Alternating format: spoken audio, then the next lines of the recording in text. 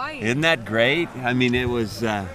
We ended up with a great place, obviously, and a great opponent. So, as it all was unfolding, it was. I'm excited for Oregon State and the Beavers. How big is this for recruiting, Mike? Because you guys recruit over there a lot. Yeah, I love it. I was thinking about that when the options were coming up, and there was one other place I thought was going to be good for recruiting, and of course this place. And so I would have been excited about either one of them. But this place has got a great history for us too. We've had coach over there, with lots of kids from there, lots of kids now that we have here and that we are recruiting over there. So it's a lot of residuals here that are good. Mike, a lot of ups and downs for this team over the past couple weeks. They had the close loss, and then they got to recover the uncertainty of getting into a bowl finals, and then they find out they're going to Hawaii. Yeah.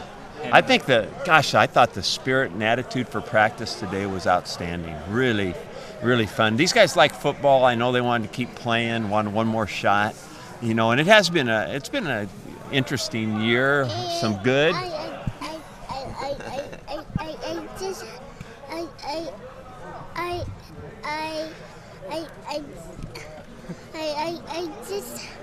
just have to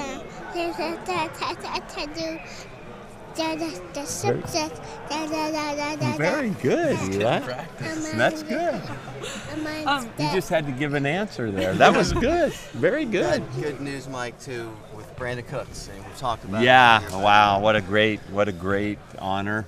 Obviously, really, I think deserving. Pretty special thing for him and for our team and the program. And we've had 2 Biletnikoff winners in a decade. That's pretty unique in itself. So we're all proud of that. Excited for him. So did you get to see it, or were you in an in-home visit when it happened? No, I was actually back here.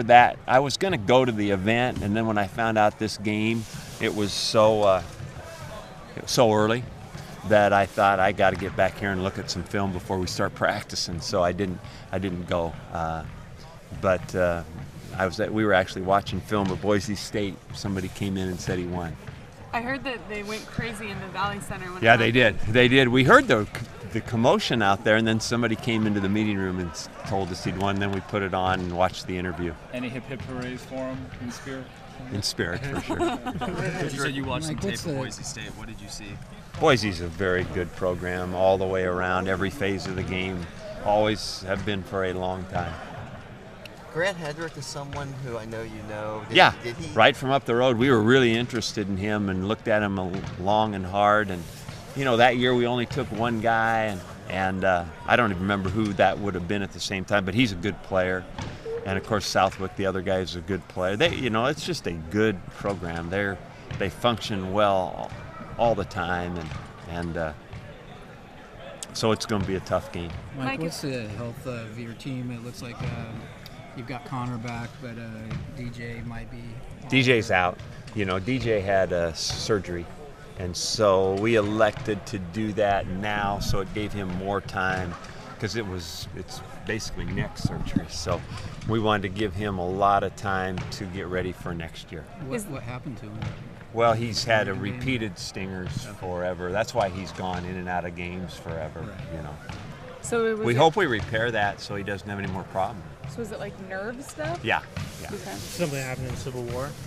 No, it's happened numerous times. Every time you've ever seen him go out, that's been the deal. And then what about Kevin Cummings? He's got a chance, and he's going to find out Monday more. But he's doing great. He's healed. Now you're talking about a wrist that hasn't moved for a long time. So, whether or not he can actually get ready to play. I told him today to just tell me, if he feels comfortable playing as we go along here. But I hope that he can play. It'd be fun to have him back.